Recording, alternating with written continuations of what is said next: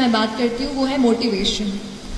तो कई बार ऐसा पूछते थे, मैं भी जब पढ़ रही थी तो इंटरनेट पे ऐसे यूट्यूब पे सर्च करती थी हाउ टू स्टे मोटिवेटेड। तो लेकिन वो चीज़ मुझे बाद में समझ आई कि बाहर का कोई इंसान मुझे नहीं बता सकता कि how will I stay motivated. तो फिर थोड़ा अंदर मुझे झांकना पड़ा और तब मुझे समझ आया कि मैं कैसे मोटिवेट हूँ। तो फिर जब आपको मन करे ना कि आज तो हो गया, आज बहुत पढ़ाई कर ली, तब अपने आप से पूछो कि ऐसा क्या है जिसने मुझे पुश किया कि मैं ये करियर चुनूं। ऐसा क्यों है कि मैं एसएसबी के एग्जाम के लिए बैठ रही हूँ या बैठ रहा हूँ। Why is it?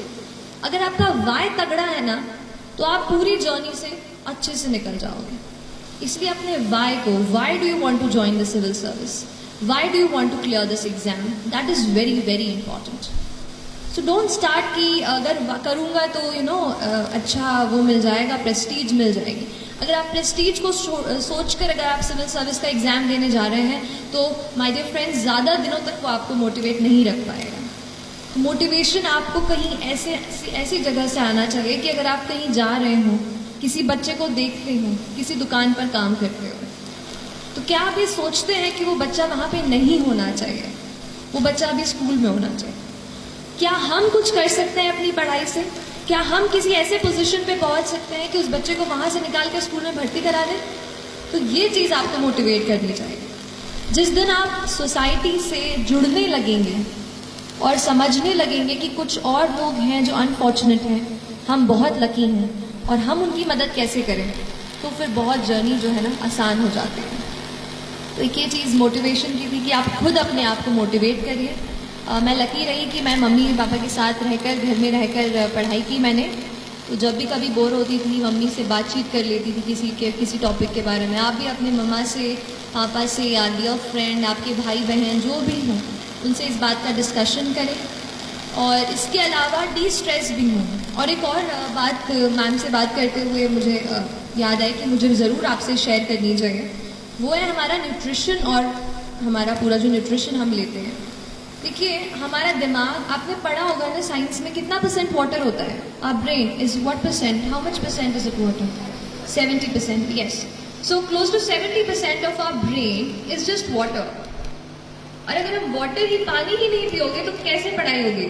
इसलिए हमेशा आपको हाइड्रेटेड रहना है। पढ़ाई के बाद जूस, अच्छा चाय कॉफी नहीं है, जूस एंड अच्छा पानी, या तो जूस पियो तो पानी प्लीज। हाइड्रेटेड रखिए अपने आप को, अपने टेबल पे हमेशा ये चीज़ रखिए। और दूसरी चीज़ है न्यूट्रिशियस फूड। तो मैम तो बिल्कुल मम्मा जैसे रखती हैं आपको, तो आप बिल्कुल न्यूट्रिशियस फूड लेते रहिए जहाँ भी आप रहते हैं। प्लीज़ आप अगर हॉस्टल में रहते हो तो प्लीज़ अपने आप को कभी भी वो मत कीजिए, क्योंकि हमारी बॉडी जब स्ट्रांग होगी ना तभी अपन अच्छे से हेल्दी होकर पढ़ पाएंगे। तो don't compromise on that front. और इसके अलावा एक चीज़ और कहना चाहूँगी यूपीएससी के कॉन्टेक्स्ट में थोड़ा स्पेसिफिकली, कि दो चीज़ें सबसे ज़्यादा आपको पूरे इसमें मार्गदर्शन देंगी। पहली चीज़ है यूपीएससी का सिलेबस। बड़ा क्लीशेड लगता है ना, हर कोई बोलता है सिलेबस, पर वही सबसे ज़्यादा ज़रूरी है, क्योंकि सिलेबस में लिखा हर एक वर्ड, उससे एक 15 मार्क का सवाल बन सकता है जो आपकी रैंक को यहाँ से यहाँ ले आए। तो आपको हर जो वर्ड यूपीएससी सिलेबस में या जिस भी एग्जाम की आप तैयारी कर रहे हैं वो लिखा है, आपको हर इसके अलग से, मतलब मैंने ये कोशिश की कि जो भी नोट्स मैं बना रही हूँ मैं खुद बनाऊँ, और जो भी रिसोर्सेज से, भले ही ऑनलाइन रिसोर्सेज से हो या स्टैंडर्ड बुक से हो, उनसे मैं पढ़ूँ और खुद अपने हाथ से नोट्स बनाऊँ। जब मैं लिख लेती थी अपने हाथ से तो मुझे वो प्रोसेस करते ना, इन्फॉर्मेशन अच्छे से प्रोसेस हो जाती है। तो हर एक का अपना अपना तरीका होता है। आप अपना तरीका पहचानिए कि आपको कैसे वो चीज़ समझ में आ रही है ना।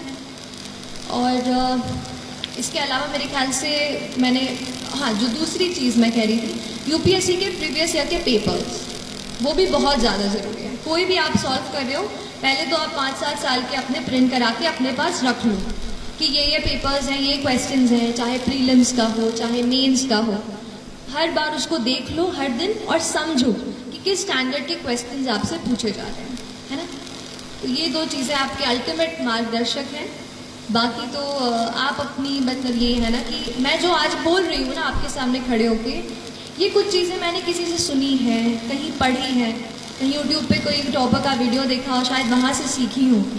तो ये कोई मेरी मतलब मैंने ऐसे बिल्कुल है ना अलग कुछ ऐसा मैं बता वो ऐसा नहीं है।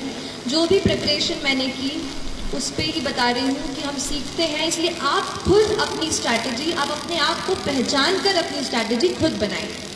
मुझसे एडवाइस लीजिए, लेकिन आप वही कीजिए जो आपको लगता है कि आपके स्ट्रेंथ और आपके वीकनेस के हिसाब से काम आएगा, है ना।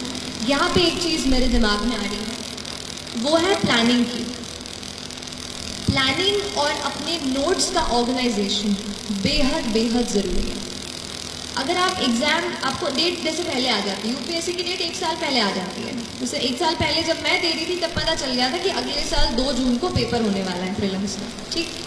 तो ऐसे डेट आ जाती हैं पहले, तो आप अपने एग्ज़ाम के डेट के हिसाब से अच्छे तरीके से पूरी चीज़ों को आपको प्लान कर लेना है कि कौन सा टॉपिक मेरा कौन सा स्ट्रेंथ है। जैसे मुझे पॉलिटी बहुत पसंद था और ज्योग्राफी बहुत बोरिंग लगता था, तो ज्योग्राफी को मैंने किसी तरीके से हर रोज़ उसको एक एक चैप्टर करके उसको करती थी।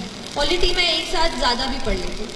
तो ऐसा आप अपना खुद का स्ट्रेंथ पहचानो कि किस टॉपिक के साथ आप ज़्यादा टाइम स्पेंड कर सकते हो या किसके साथ कम, उस तरीके से उसको कवर करने की कोशिश करें। और तो अभी ये तो मैंने ब्रॉड टच कर दिया है। इसके अलावा जो भी आपको सवाल मुझसे पूछने हैं आप पूछ सकते हैं।